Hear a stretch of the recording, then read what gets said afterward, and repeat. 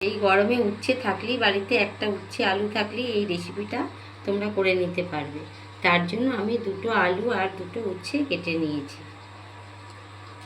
রেসিপিটা করার জন্য আমি কড়াইতে তেল দিয়ে দিচ্ছি, দিয়ে দেবো একটা শুকনো লঙ্কা ফোড়ন,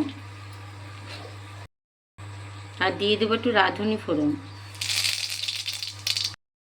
ফোড়নটা ভাজা হয়ে গেছে, দিয়ে দেবো কেটে রাখা উচ্ছেগুলো।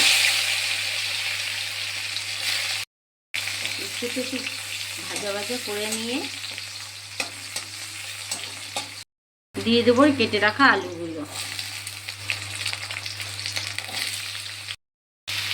দিয়ে দেবো একটু নুন, একটু হলুদ,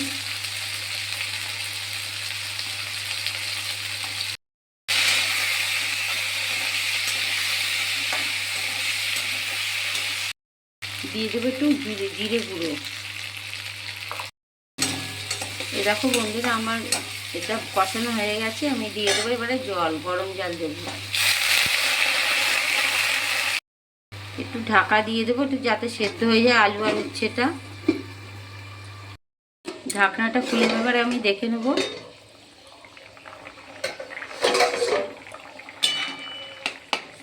দেখো বন্ধুরা, আমার আলু উচ্ছে সব সেদ্ধ হয়ে গেছে। এই তরকারিটা একটু ঝোলঝোলি করে, উচ্ছে আলু ঝোল হলে খেতে দারুণ লাগে গরমে। এইভাবে একবার করে দেখবে তোমরা। দিয়ে দেবো একটু চিনি, সামান্য একটু ঘি দিয়ে আমি নামিয়ে ফেলবো। এই দেখো বন্ধুরা, আমার রেডি হয়ে গেছে উচ্ছে আলু ঝোলের এই রেসিপিটা। গরম ভাতে দুর্দান্ত লাগে খেতে। একবার হলেও বাড়িতে তোমরা করে দেখবে। আর ভালো লাগলে চ্যানেলটা সাবস্ক্রাইব করে দিও, আর লাইক করে আমার পাশে থেকো।